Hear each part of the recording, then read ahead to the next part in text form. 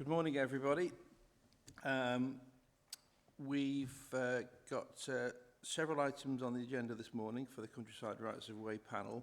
However, before we start, item 4 has been taken off the agenda because I presume there's more paperwork to go through. We'll start, please, with apologies. Good morning, Chairman. We've received apologies from Councillor Pritchard, Abrahams and Hudson. Okay, thank you. Now, this morning it's somewhere close to 30 degrees outside. County Buildings is a lovely listed building, but it doesn't have air conditioning. In fact, it does have air conditioning, but it involves getting ice and blowing it over through the vents, and that doesn't happen very often. So if anyone wants to take the jacket off, I'm taking mine off, please feel free. And we'll start the meeting with declarations of interest. Has anyone got? No? Okay. And moving on to minutes of the meeting held on the 11th of March. Moved. Seconded. Okay. Are you okay with that, David? Minutes of March. You okay with it? Yep. Thank you. Thank you very much. And as I say, item 4 has been withdrawn to come at a later date.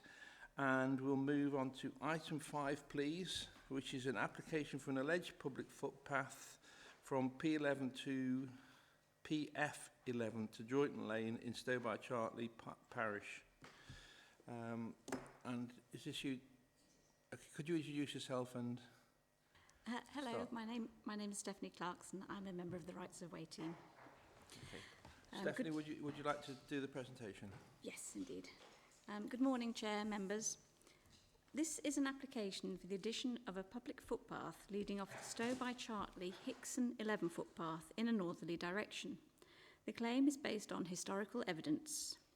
The village of Stow is located approximately 7 miles to the north-east of Stafford off the Uttoxeter Road towards Uttoxeter. The application route is marked A to B at Appendix B of the report and was submitted by Mr. Martin Ray. Your officers have also produced a larger scale copy of the claimed plan at Appendix B of the report. In support of the application, Mr. Ray listed and submitted an extract taken from the Enclosure Award 1791, together with a traced copy of the Enclosure Award plan. This can be found at Appendix C. There is no sign of any physical feature on the traced copy of the plan, but there is a paragraph of narrative to accompany the enclosure map. Chair, members, the first part of the narrative corresponds to the route of current footpath 11, that is, Stow Church Road, one other public footway from Hickston towards Stow Church, leading from a stile in an ancient enclosure of the said Thomas Clifford called New Peace, in a northwardly direction over the westwardly end of the first allotment to the said Thomas Clifford in Hickston in the parish of Colwich. The remaining part of the narrative is relevant to this claim, leading off footpath 11, and states, into and over in the said northwardly direction, the 11th allotment of the said Robert Earl Ferrers in Hickston in the parish of Stow to a stile in an ancient enclosure of the said Robert Earl Ferrers called the Hook. It is unclear as to whether it is on the north side of the field or the south side of the field called the Hook. The applicant also submitted a tithe map dated 1850 and attached notes which included field numbers, details of the owner of each parcel, occupiers of each parcel, a description of the land, and the state of cultivation of each parcel taken from its associated field book. The tithe does show a physical feature leading northwards along the eastern boundary of Earl Ferrers the 11th's allotment, which continues northwards to the Droynton Lane.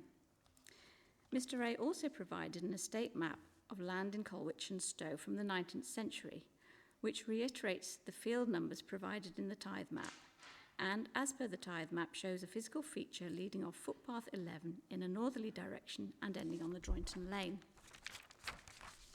In addition to this, the applicant has submitted 3 notes which accompany coloured plans, an extract from the Ordnance Survey 6-inch first edition map of 1890, an Ordnance Survey 6-inch second edition map of 1901, an Ordnance Survey 6-inch third edition map of 1924, an Ordnance Survey 25-inch County Series 2nd edition map of 1901, an Ordnance Survey 25-inch County Series 3rd edition map dated 1923, an Ordnance Survey 1-inch 1st edition of map of 1836, an Ordnance Survey 25-inch National Grid map of 1971, an Ordnance Survey 25-inch National Grid map of 1972. He has also included a copy of the definitive map at the time of the application, a map associated with Chartley Castle estate sale from 1904, a 19th century estate map, and 2 screenshots of an aerial survey of the area dated the 11th of August 1945. He has also submitted a screenshot of Teesdale's map of 1831-2 and Greenwood's map of 1820, notes concerning the parish survey cards, further research notes and an accompanying letter to the application with the applicant's sketch of land from the enclosure map. This further documentation is all contained within the appendices of the report, appendices F to ZA, but it is your officer's opinion that this additional information does not support the application. The statutory bodies were consulted, and Mr. Rowley of the Byways and Bridleways Trust considered that the way should be considered a boat. However, he did not supply any further evidence. A report recommending that the footpath should be added to the definitive map and statement was sent out for initial consultation in May 2021 to the applicant, Stowe by Chartley Parish Council, Councillor Francis, Stafford Borough Council and landowners at Stowfields, Broadmoor House and Swallow House, Broadmoor Farm. No responses were received. Your officers further reflected upon the evidence that had been supplied by the applicant, and it was considered that the initial recommendation within the report, which was to accept that the claimed right-of-way existed, was based upon inexperienced evaluation of the evidence. The report was considered further and redrafted with a revised recommendation that there was insufficient evidence for the claimed footpath, and therefore the claimed route should not be added to the definitive map and statement. In March 2022, the revised report was once again sent to the relevant parties for comments. Again, no comments were received. With this application, there are 2 separate legal tests, one of which must be satisfied before a modification order can be made. The first test is whether the evidence on the balance of probabilities show the rights of way subsists. The second test is whether the evidence shows that a public right of way can be reasonably alleged to subsist. On consideration of the limited amount of evidence and the fact that the whole of the route can only be possibly claimed on the trace copy of the tithe map, it is your officer's opinion that the application cannot pass the test on either the balance of probabilities or that the way can be reasonably alleged to subsist, and it is with this in mind that your officer's recommendation that the claimed public right-of-way with the status of footpath does not subsist. I'm happy to take any questions. Thank you. Thank you very much. Have we had any representations from John Francis, who's the local member? No, sir, there have been no representations from the local councillor. And I understand nor from the parish council as well. That is correct, Chair. Thank you. I'll throw this open to members. It seems fairly simple, but any comments? No, just on the evidence we've been given, the evidence that's in the document, and the evidence received from the applicant, balance of probability doesn't exist. And so I think really we've got to go on this occasion again with officers' recommendation. I'd like to thank Stephanie for the excellent report presented once again. And I'll propose that on the balance of probabilities or reasonably alleged that it doesn't exist. Thank you. I'll second the chair.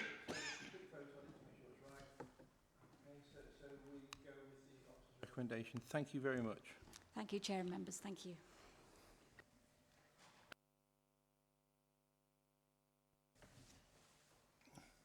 Right. We'll now move on, please, to item number 6, Wildlife and Countryside Act 1981. And this is an application for an alleged public footpath between the A525 Keel Road and Limes Road, Keel. And David, you're taking this one. Thank you. Thank you, Mr. Chairman, members of the panel. And I should at once apologise for the somewhat lengthy report, although as we shall see, numerous points arose during the consultation process, which of course your officers were obliged to consider. Your officers have discussed the matter with the local member who has studied the report and who endorses the recommendation, although who feels that if the application were to be accepted, the route should be suspended until a diversion can be put in place. Property has been built across the claim route, making a subsequent diversion inevitable, although any future diversion is of course not a matter for this tribunal of fact. I should also add at this point that no comments have been received from any other party in relation to this draft report. I will move straight to the recommendation, which is that the evidence submitted by the applicant at Appendix A is sufficient to show that a public footpath subsists on the balance of probabilities along the route marked A to D on the plan at Appendix B, and that an order should be made to add the alleged right-of-way to the definitive map and statement of public rights-of-way for the borough of Newcastle-under-Lyme.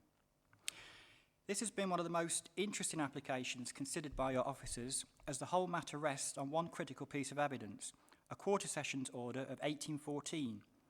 As members will be aware, a Quarter Sessions order is a legal order and is the strongest possible evidence that can be presented in any claim.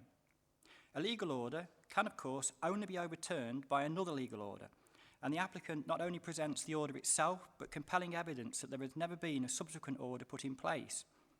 In effect, there is no evidence that the route in question was ever stopped up or diverted. Evidence for both these points is indicated at points 4 and 5 of the report, which you will find on page 2. As such, the 1814 Quarter Sessions order is key to this report and presents conclusive and indisputable evidence that the alleged route was laid out as such and remains as such. The case is clear, and as a point of law, your officers contend that this is where the matter rests. Notwithstanding, the application has attracted considerable interest from the affected landowners, and it is their counter-evidence that has been addressed very fully in the report. During the course of its investigations, your officers examined other Quarter Sessions orders in the vicinity of the claim route to establish whether there had been any subsequent diversion or stopping up order and to place the relevant Quarter Sessions order into context. The findings were conclusive and demonstrated that there had been no subsequent orders of any kind affecting the route. It also appeared that the records were comprehensive and complete. Your officers were also extracted the tithe map for the area, evidence also cited by the landowners, although it had no record of the route, and it is not of sufficient probity to be fatal to the claim. This is because there is no evidence for any rights higher than those of a public footpath, and it is not unusual for routes with a limitation of a path not to be recorded on the plans. The reason being that tithe maps recorded the productive land of any parish, and a simple footpath could easily be productive, a grass path being used for grazing, for example. For added probity, the applicant subsequently submitted a large-scale and detailed plan concerning all the routes in the immediate vicinity and indicating that there were 5 orders pertaining to this area of Keele. These neighbouring routes dated from 1814, the time of the relevant Quarter Session order, 1834 and 1839, and can be seen more fully at Appendix E, although none of these lettered B, C, D and E affect the claim route A, visible at Appendix C. The primary landowner, Keele University, submitted evidence through Knight Solicitors and their consultant Mike Taylor, which can be found at Appendix G, along with a landowner evidence form, which members can see at Appendix H. Several other landowners also submitted response forms as their land is either crossed by the alleged route or their property has been built on top of it. 2 statutory consultees, Newcastle Borough Council and Keele Parish Council, responded to the application, with the former briefly stating that it was not reasonable to claim the right-of-way due to the presence of new buildings along the route. Keele Parish Council submitted a significant amount of evidence as outlined in point 12 of the report, although this all came from one specific source, a book entitled The History of Keele. Clearly the application is based upon historical evidence, and this accepts that the route may not still be visible on the ground. In this case, there are no remaining physical features, and the route does indeed pass through an area of modern buildings. At point 16 of the report, the Parish Council have suggested that this obscuring of the route is potentially problematic to its reinstatement. However, as members will be aware, this fact has no bearing on the legal existence or not of the route in question. Turning to the plan at Appendix B, it can be seen that the alleged route runs from the main road in the north in an approximately southwesterly direction to join Route D. It bisects routes B and C in the process and clearly places the claim route at the centre of all the routes referred to. The quarter sessions orders that created these routes are definitive and conclusive, and again it has to be reiterated that no subsequent stopping up orders or diversion orders have ever been produced to defeat the claim. In addition, a certificate of completion has been appended to the claim route, and this further ratifies the probity of the evidence. The strength of a quarter sessions order, or indeed any legal order, cannot be overemphasised, and the Rights of Way Law Review of November 1993, section 9.3, states that quarter sessions records are conclusive evidence of those matters which the court actually decided. Turning to the question of the exact line of the route as depicted by the applicant, there was a degree of contention by the landowners as to its accuracy given the lack of any physical features on the ground. I can do no more than to say that this was very fully investigated by your officers, carefully assessed and then plotted by the spatial mapping team. This was confirmed to follow the same line as that shown at Appendix B to this report. The primary landowner, Keele University, submitted a significant amount of evidence through Knight's solicitors. Both they and the parish council rely heavily on the book entitled A History of Keele, extracts of which are appended to the report. However, these submissions cannot be taken as legal evidence of the existence or non-existence of a public right-of-way. Such extracts are limited to the interpretations and opinions of the author and cannot be relied upon to prove a case. The landowners also highlighted the fact that the applicant was not intended to claim the full extent of the route as laid out in the 1814 Quarter Sessions Order, and as such it was not the one originally created. Although it can be said that the applicant did not intend to claim the southernmost section of the route, marked red on the plan at Appendix A, your officers contend that their own discovery of evidence suggests the entire route should be the subject of the claim, and as such, it is included on the plan at Appendix B. In way of an explanation of this, the southernmost section, marked red, on the plan runs from Limes Road to the M6, and this lower section effectively constitutes a cul-de-sac. This was the reason the applicant chose not to include it in the original application, although if we failed to include it now, its status would remain unresolved and essentially in limbo. It would be up to the landowner to decide whether or not they would wish to pursue a stopping up order at some point in the future for this section of the route, should the members be minded to accept the application. This point is summed up in paragraph 60 of the report, and you can see that paragraph there. It sets out the position relatively clearly. The landowners also put great weight on the Sneed manuscripts in the University of Keele Library, suggesting that definitive evidence may be held within them. However, the burden is on the landowner to produce this information, if it exists at all, and if it can be found, just as the burden is on the applicant to prove his case. To date, no such evidence has been produced, and given that almost a quarter of a century has lapsed since the application was made, the only conclusion can be that no such evidence exists within the Sneed family archive. In any case, that evidence would have to be somewhat specific, and namely in the form of another legal order. The landowners go on to cite letters written by Ralph Sneed, which your officers have included at Appendix O. But these are anecdotal and amount to little more than the aspirations of the writer, his plans and intentions for the Keele Hall estate, and they have no legal bearing on the matter in hand, and nothing turns on them. The landowners' evidence provided by themselves, their solicitor, and their consultant cannot, together, counter the 1814 Quarter Sessions Order, which we can only hold to be extant. In light of this, they present an alternative case for the alleged route, having been isolated or disconnected from the surrounding network, and therefore inaccessible to the public. They base this on the changes to the Turnpike Road at the northern end of the route, and posit that due to this inaccessibility, the route ceased to exist. However, the applicant asserts that this was not the case, as the alleged route was never disconnected from the highway, and on a review of the evidence, this appears to be correct. There were indeed changes to the Turnpike Road, but these occurred to the west of the point marked A on the plan at Appendix B. As such, the section of the Turnpike Road joining the alleged route was never altered, meaning the alleged route was never disconnected from the surrounding highway network. As such, it is impossible to uphold the contention that the route ceased to exist through isolation. The estate manager at the University of Keele raised the point that the features present on the plan of the 1814 Quarter Sessions Order could not be seen on the ground today, suggesting that a lack of modern reference points clearly brings the route into question. Again, this contention was dispelled by the spatial mapping team, whose expertise enabled us to ascertain the line of the route based on scrutiny of the 1814 plan against modern mapping. And I will say that we do have an incredible team in this respect.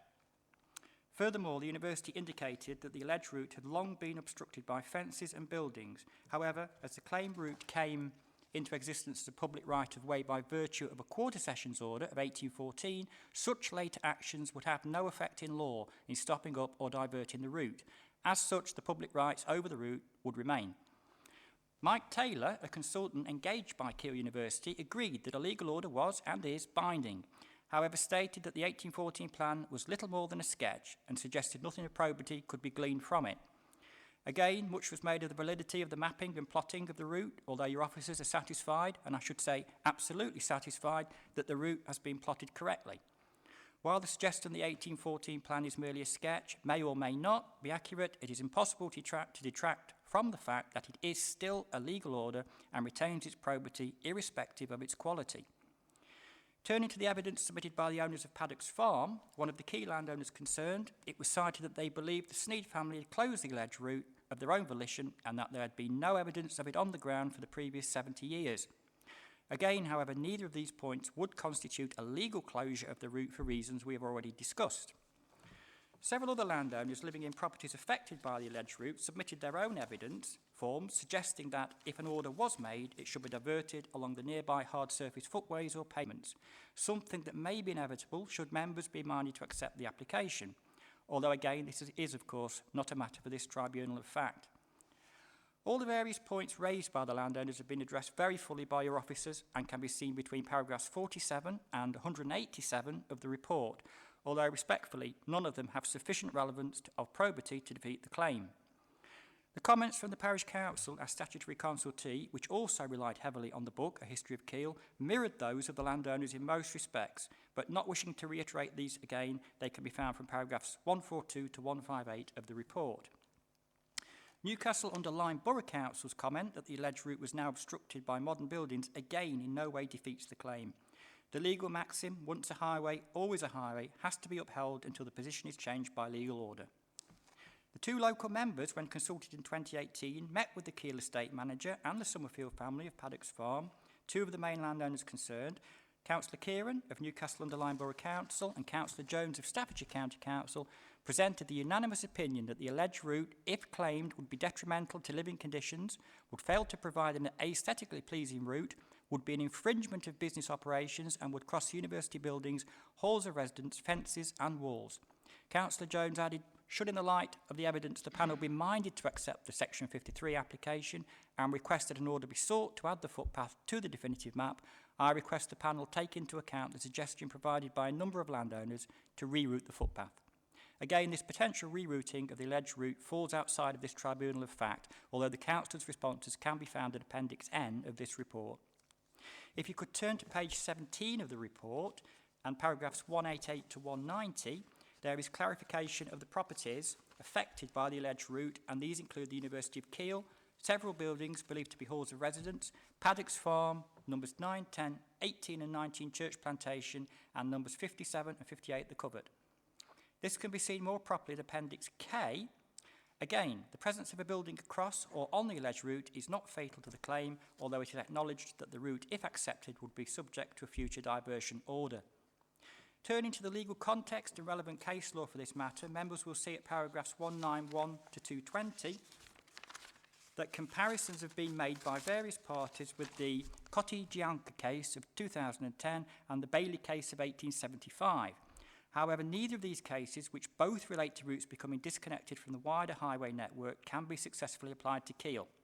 The reason being that the alleged route at Keele was created by legal order, was never disconnected from the highway network, and was subsequently never stopped up. As such, the landowner's contention that Keele's isolation rendered it obsolete is flawed. There is a full exposition of these facts, of these legal cases, within the section of the report. Taking all of the evidence together, this application is one of the clearest your officers have ever seen and probably will ever see.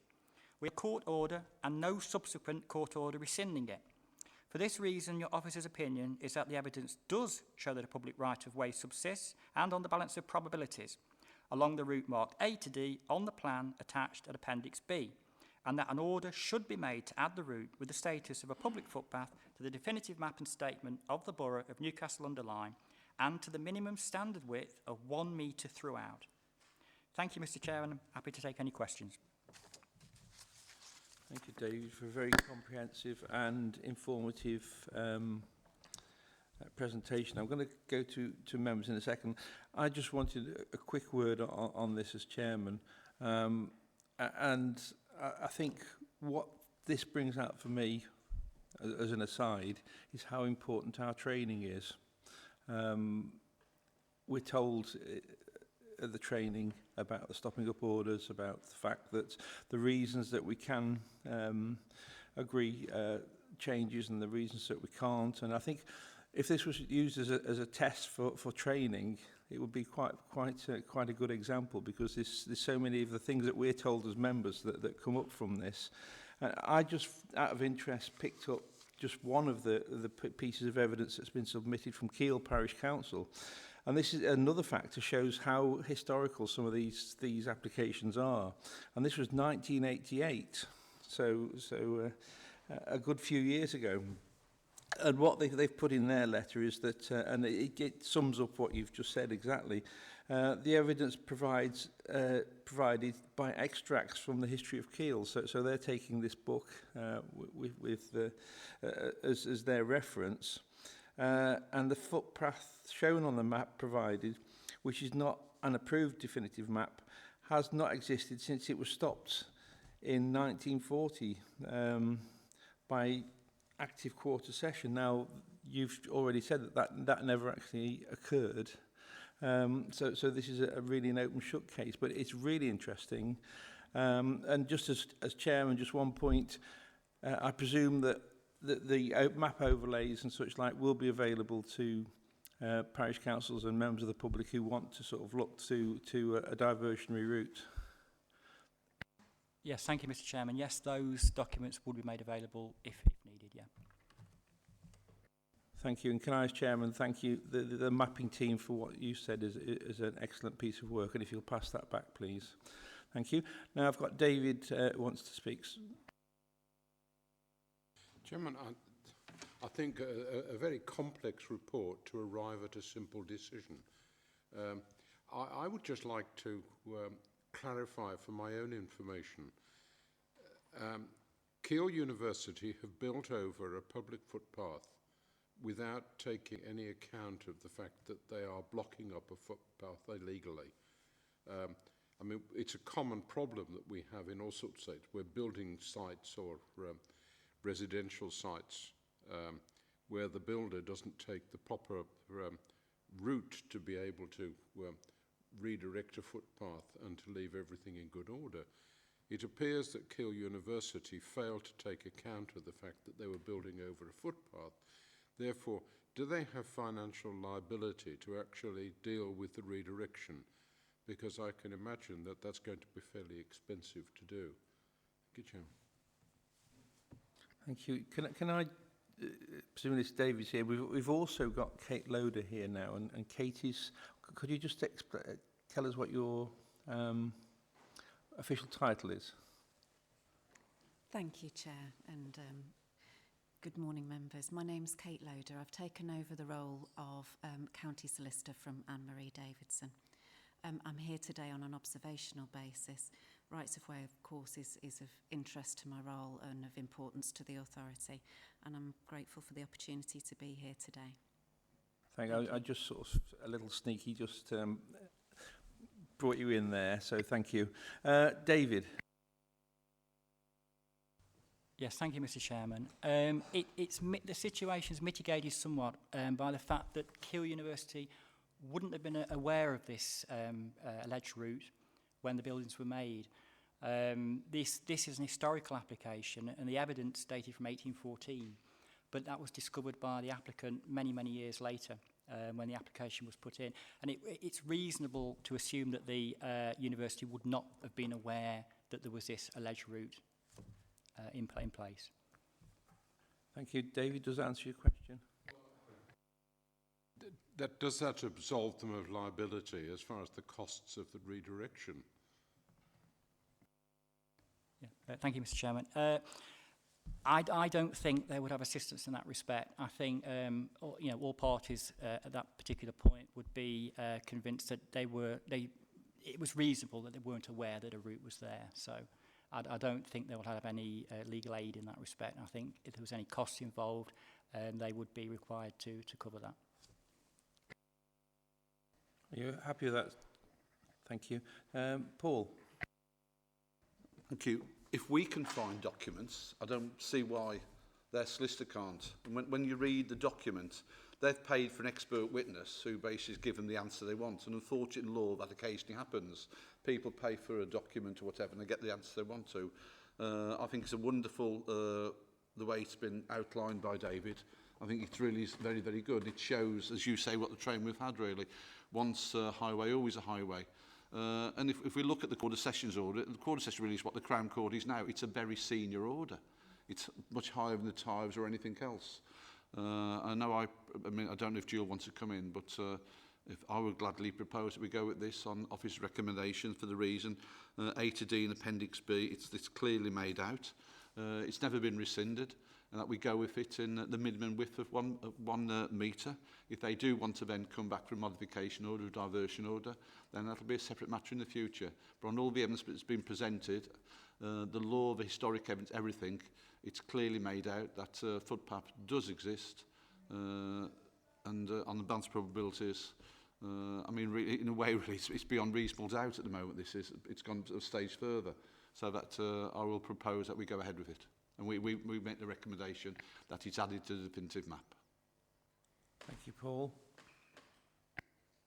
Jill? Chair, just quickly, I would agree with that. I think it is a legal order, and there's been no order to defeat that claim, and I just feel satisfied that it's been thoroughly investigated and carefully assessed, so I would agree with you. Thank you. Thank you. So I've got a proposal, a seconder. All those in favour of going with the officer's recommendation? Okay. Thank you, David, and Stephanie, for what have been quite intense and very, very good presentations. Thank you both. Right, we'll move now on to exclusion of the public, please. And I have to say these words again, that the public be excluded from the meeting for the following items of business, which involve the likely disclosure of exempt information as defined in paragraphs of Part 1, Schedule 12A, brackets, as amended, of the Local Government Act 1972, indicated below. And we'll just wait for the webcast to come offline. Thank you.